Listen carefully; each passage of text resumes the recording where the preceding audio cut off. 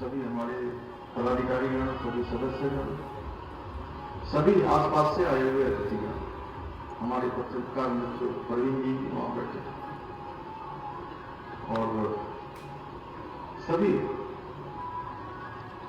आए हुए सभी अतिथिगण, मीडिया के सभी मित्र। और एक अच्छी बात दिख रही है कि आज मुझे बड़ी संख्या में हमारी बहनें भी जो अधिवक्ता है वो बड़ी संख्या में आई है। मैं आज के इस अवसर पर खटीमा अधिवक्ता एसोसिएशन के नए चैम्बर भवन के लोकार्पण के अवसर पर मैं आप सभी का बहुत स्वागत करता हूं, आप सबका अभिनंदन करता हूं। साथ ही आप सभी अधिवक्ता साथियों को हार्दिक बधाई और शुभकामनाएं देता हूं।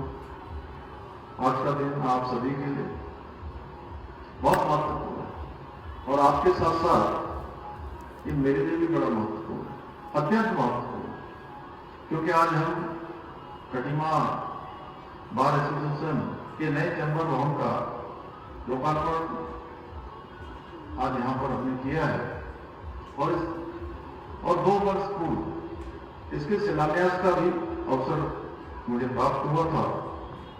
मुझे पूरा विश्वास है कि ये नया चैम्बर भवन हमारे सभी अधिवक्ता साथियों के लिए न्यायिक विमर्श, विधिक अध्ययन का एक बहुत महत्वपूर्ण केंद्र बनेगा। अच्छा कार्यालय होगा, अच्छी व्यवस्थाएं होंगी, बल्कि खटीमा के हमारे और आसपास के नागरिकों के लिए भी एक अच्छी सुविधा, प्रभावी समयबद्ध न्याय प्रदान करने में जो हमारा संकल्प है, उस संकल्प को और अधिक प्रभावी बनाएगा और अधिक मजबूती प्रदान करेगा। ये काम मेरे दिल के इसलिए भी बहुत करीब है क्योंकि मैंने भी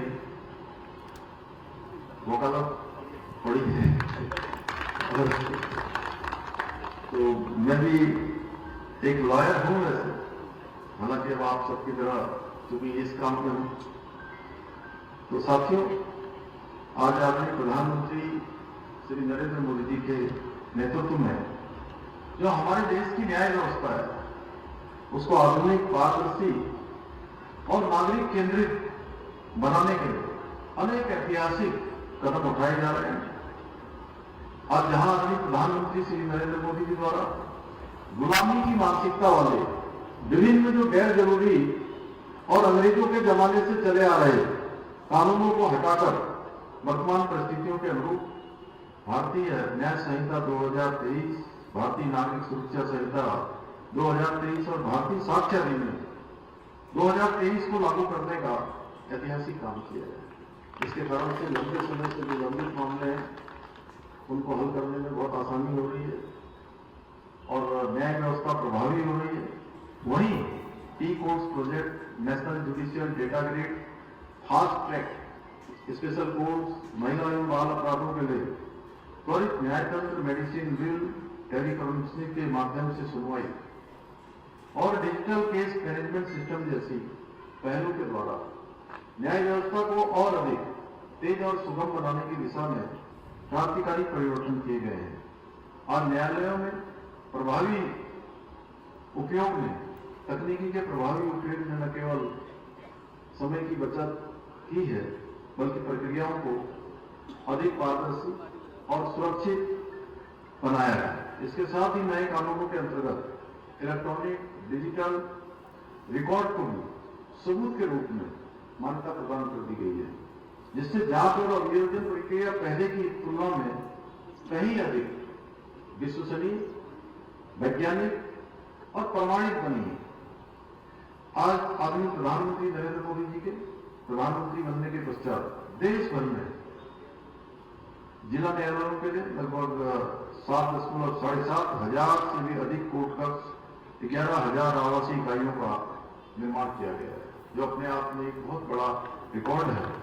हम आदरणीय प्रधानमंत्री जी से प्रेरणा लेकर उत्तराखंड में भी न्याय व्यवस्था को आधुनिक स्वरूप देने के लिए निरंतर काम कर रहे हैं, विशेष ध्यान इस पर दे रहे हैं।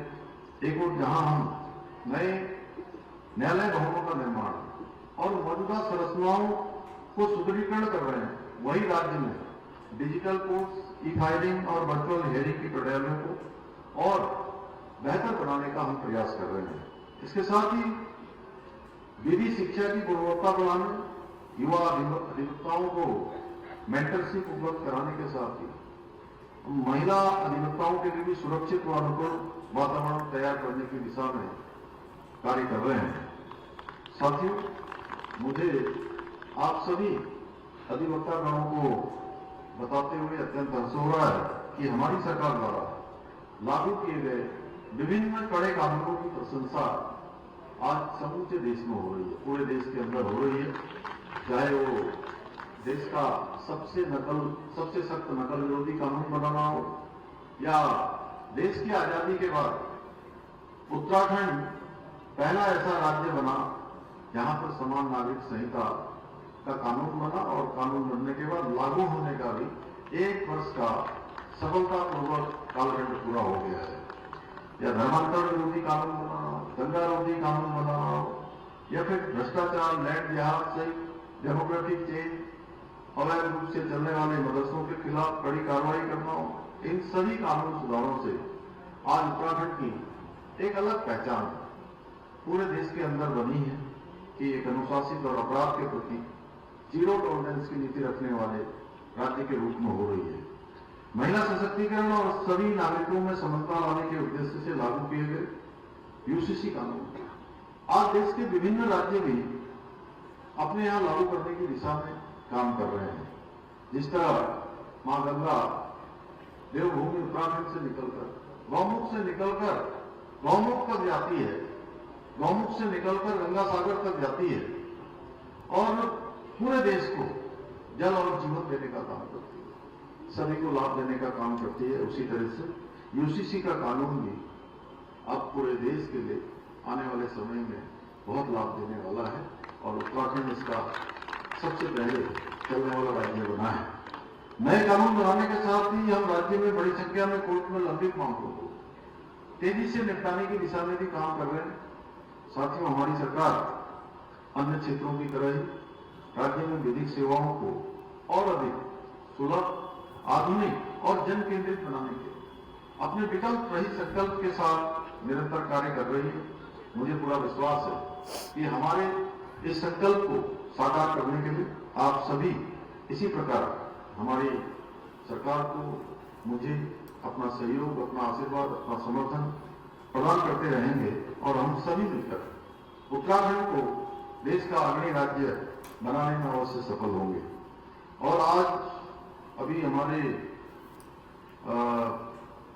बार एसोसिएशन के अध्यक्ष जी ने कहा है कि यहाँ पर 40 चैम्बर और बनाने हैं।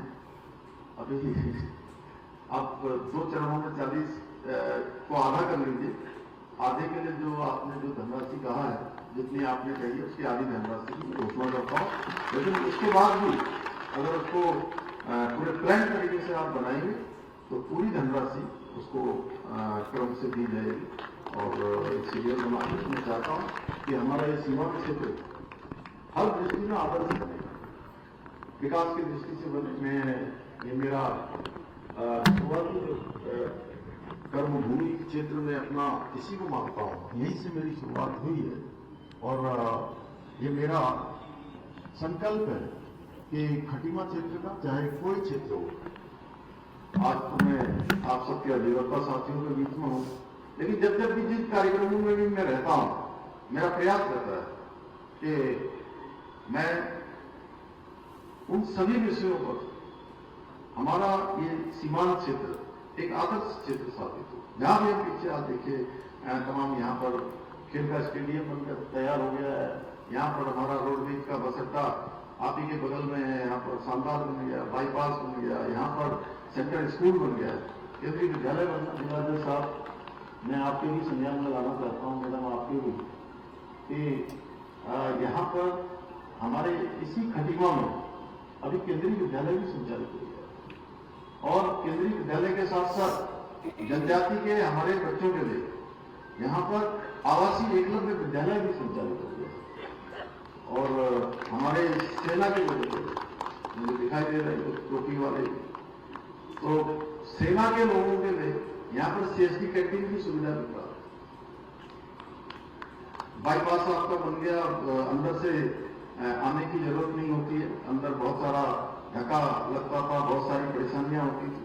अभी कुछ काम और हम कर रहे हैं, क्योंकि मुझे भी अभी अन्य कार्यक्रमों में जाना है और मुझे तो पता ही नहीं था कि यहाँ बोलना भी है आप लोगों से। मैं तो सोच रहा था वैसे ही मिलना है, एक लोकार्पण करना है, इसकी शुरुआत कर देनी है। काफी दिनों से सूरज भाई कह रहे थे, भरत जी भी कह रहे थे, तो मुझे लगा कि आज बस आपसे मुलाकात हो जाएगी। अरे बट्टू भाई आप भी यही कहे क्या?